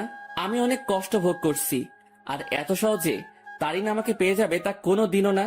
এবার সেও বুঝুক, যখন ভালোবাসার মানুষ দূরে থাকে ও ঘৃণা করে তখন কেমন লাগে।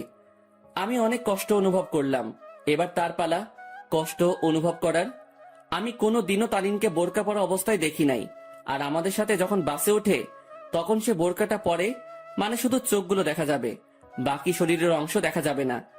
ওই বোরকাটা পরে, আর এই বোরকাটা পরায় আমি তারিনকে চিনতে পারি নাই। তবে শুধু তারিন না, তানিয়াও তারিনের মতোই বোরকা পরে, তবে বোরকার রংটা ভিন্ন।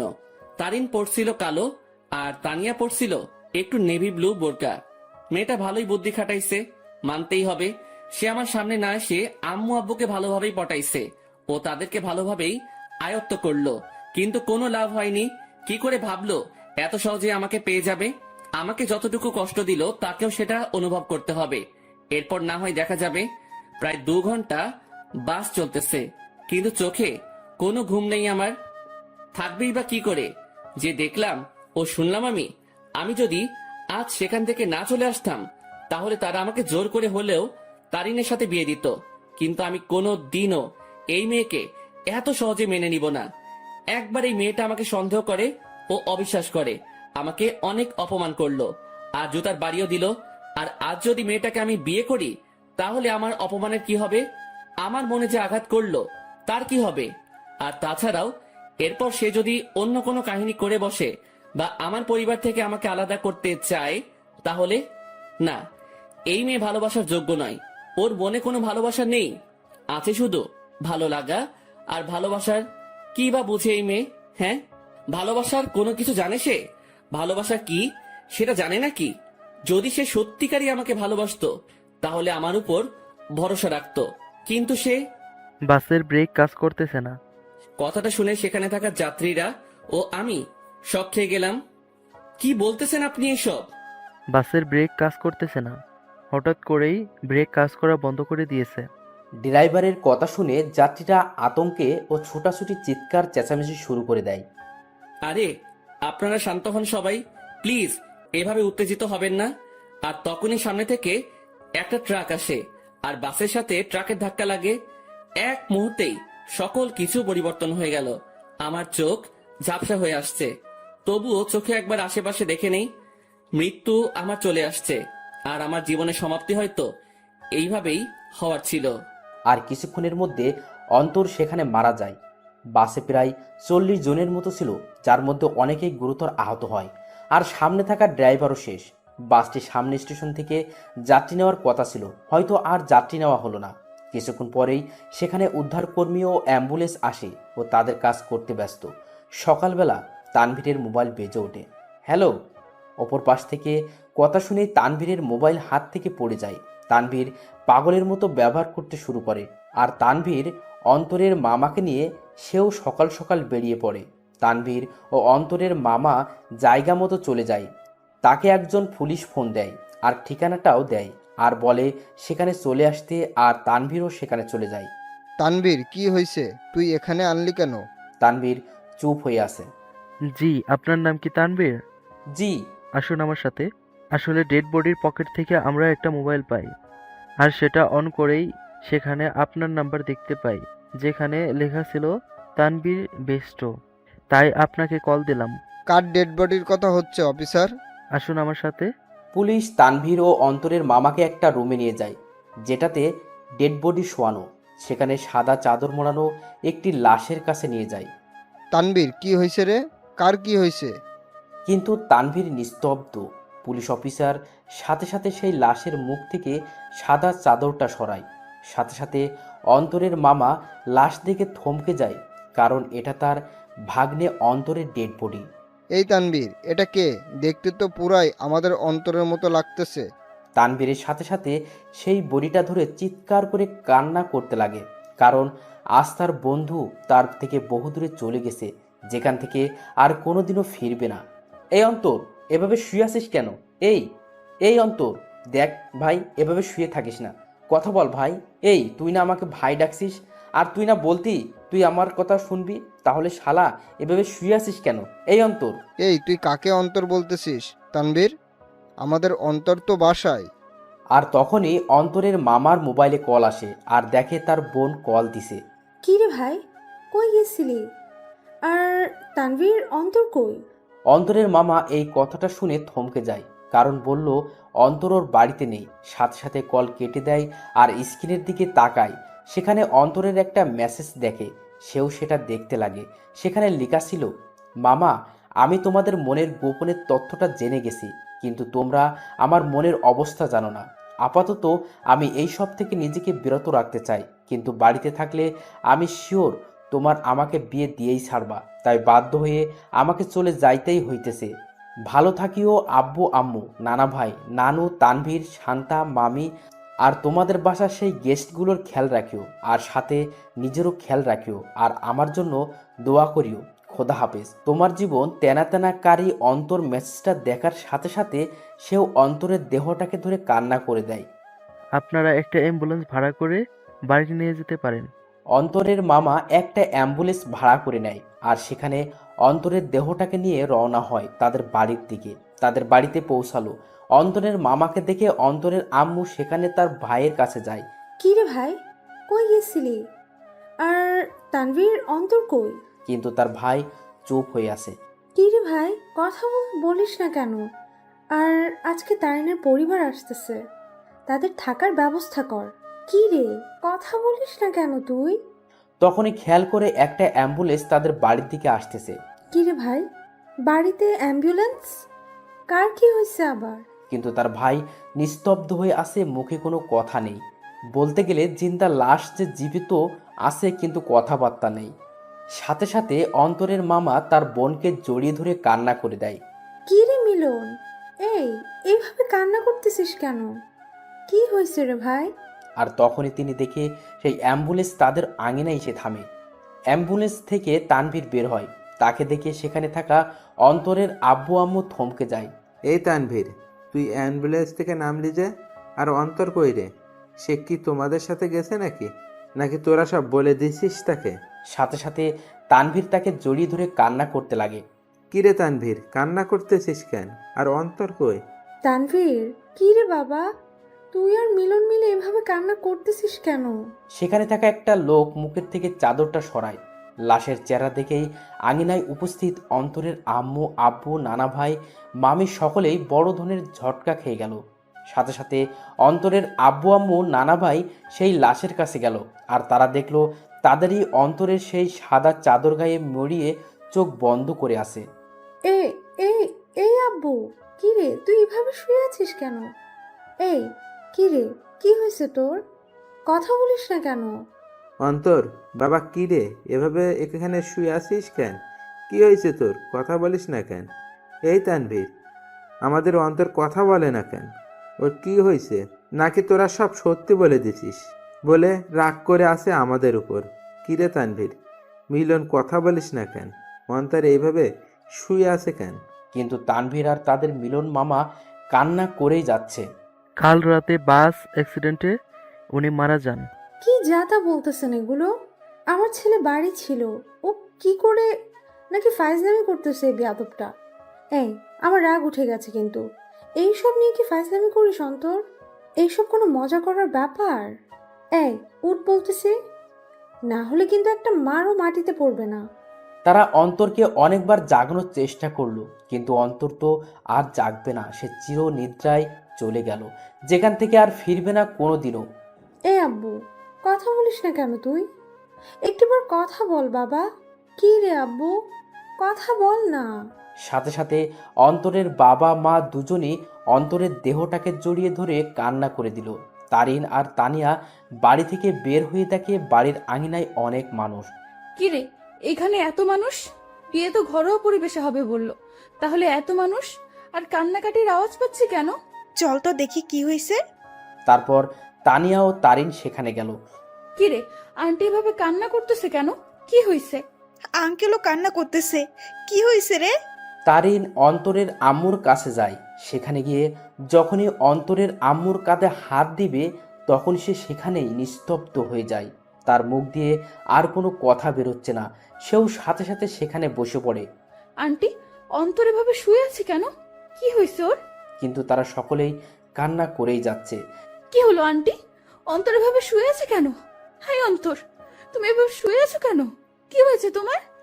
এইভাবে সাদা চাদর গায়ে কেন তোমার? হাই অন্তর, কথা বলো না কেন? আঙ্কেল আন্টি, অন্তর এভাবে শুয়ে আছে কেন? কি হয়েছে? কথা বলতেছেন না কেন আপনারা? কিন্তু কারো কোনো মুখে কথা নেই, শুধু কান্না আর কান্না। হাই কলিজা, এইভাবে শুয়ে আছো কেন? আমি জানি তুমি আমার উপর অনেক রাগ করে অভিমান করে বসে আছো, কিন্তু বিশ্বাস করো, আমি সত্যি তোমাকে ভালোবাসি।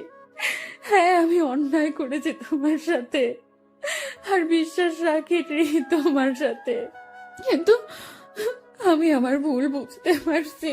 তাই একটিবার আমাকে সুযোগ দাও, আর কোনোদিন এমনটি করবো না। সত্যি বলতেছি তোমাকে। কি হলো, কথা বলো না কেন তুমি? হাই কলিজা, একটিবার কথা বলো না, আমি তোমার পায়ে ধরতেছি। এই আর একটিবার সুযোগ দাও আমাকে, দোহাই লাগে তোমার। এইভাবে চুপ থেকো না প্লিজ। দেখো, আমার কিন্তু ভয় লাগতেছে। আর তুমি এইভাবে চুপচাপ শুয়ে আছো কেন? কথা বলো না। দেখো, এভাবে চুপচাপ থেকো না। আমার আর এমন ভুল আমি করবো না, সবসময় তোমার প্রতি বিশ্বাস রাখবো। হাই কলিজা, কথা বলো না কেন? কি হয়েছে তোমার? তারিন অন্তরের হাত ধরে উঠালো আর সাথে সাথে পড়ে যায়। আর তখনই তানিয়া এসে তারিনকে ধরে আর নিয়ে যেতে লাগে। আই তানিয়া, ছাড় আমাকে। আমার কলিজা কথা বলে না কেন? কি হয়েছে ওর? আমাকে ছাড় বলতেছি। তারিন, অন্তর আর কথা বলবে না রে। সে আর কোনো দিনও আমাদের সাথে কথা বলবে না, হাসি ঠাট্টাও করবে না। সে আমাদের একা করে দিল রে।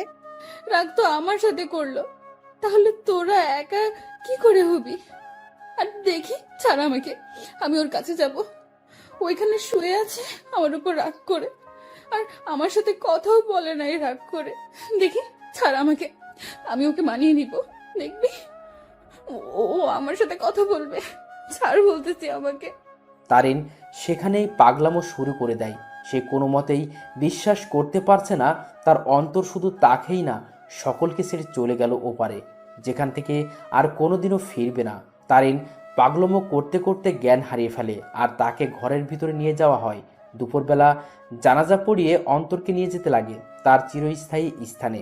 আজ এক আব্বুর কাঁধে তার ছেলের লাশ, এক বন্ধুর কাছে তার ভাইস্বরূপ বন্ধুটির লাশ হয়ে শুয়ে আছে, আর এক হতভাগা মামা যার সাথে হাসি মজা করে বেড়ানো ভাগ্নেটার লাশের খাট বহি করে নিয়ে যাচ্ছে তার চিরস্থায়ী স্থানে।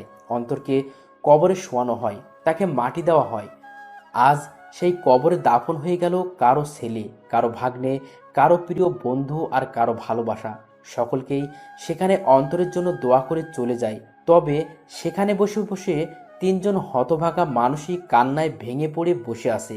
আজ অন্তরের মামা ভাবতে লাগে সেই দিনগুলো যখনই অন্তর তাকে জ্বালিয়ে বেড়াতো, কিন্তু আজ থেকে সেই মামাকে আর কেউ জ্বালাবে না। আজ এক বন্ধু তার সুখ দুঃখ ভাগ করা বন্ধুকে হারিয়ে ফেললো। আজ একজন বাবা তার শাসন করা ছেলেটাকে হারিয়ে বসে আছে। সব সময় অন্তরকে বকা দিয়ে বেড়াতো, কিন্তু আজ থেকে সেই বকাগুলো আর কাউকে দিতে পারবে না। অন্যদিকে তারিনের জ্ঞান ফিরে, সে দেখে অন্তরের আম্মু কান্না করতেছে আর তানিয়া তাকে সামলাতে সামলাতে কান্না করতে লাগলো। এই, তোমরা সকলে কান্না করতেছো কেন? আজকে না আমার আর অন্তরের বিয়ে, আর বিয়েতে তো মেয়েরা কান্না করে। তাহলে তোমরা ছেলের মা, ছেলের বান্ধবী হয়ে কান্না করতেছো কেন? আরে যাও, তাড়াতাড়ি আমাকে রেডি হতে হবে। এই তানিয়া, তাড়াতাড়ি আমাকে রেডি করে দে। কাজী সাহেব চলে আসবে যে কোনো সময়। আর অন্তর রেডি হইছে, দেখ না।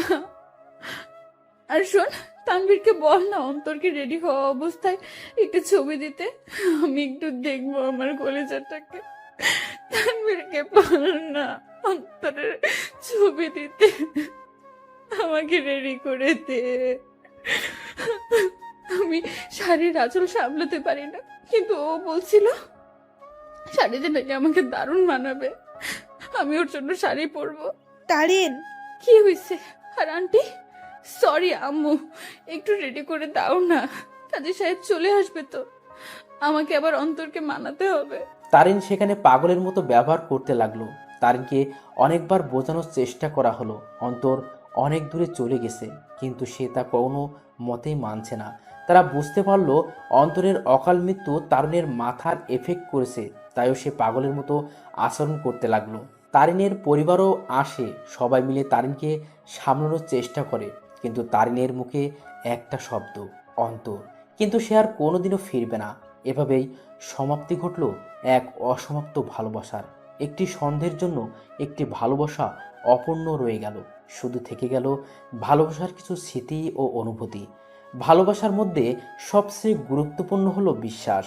একে অপরের প্রতি বিশ্বাস যত মজবুত থাকবে, ভালোবাসাও তত শক্ত হবে। সন্ধ্যের জন্য একটি ভালোবাসা সম্পূর্ণ শেষ হয়ে যায়, তবে বর্তমানে ভালোবাসার মানুষগুলোও অনেক আজব, কারণ আমরা ভুল মানুষের উপর বিশ্বাস করে ফেলি আর সঠিক মানুষকে সন্দেহ করে বসি। তাই ভালো যেহেতু বাসবেন, তার আগেই সেই ব্যক্তিটার সম্পর্কে একটু ধারণা নিয়েই তবেই ভালোবাসিয়েন আর ভালোবাসার প্রতি ভরসা রাখবেন।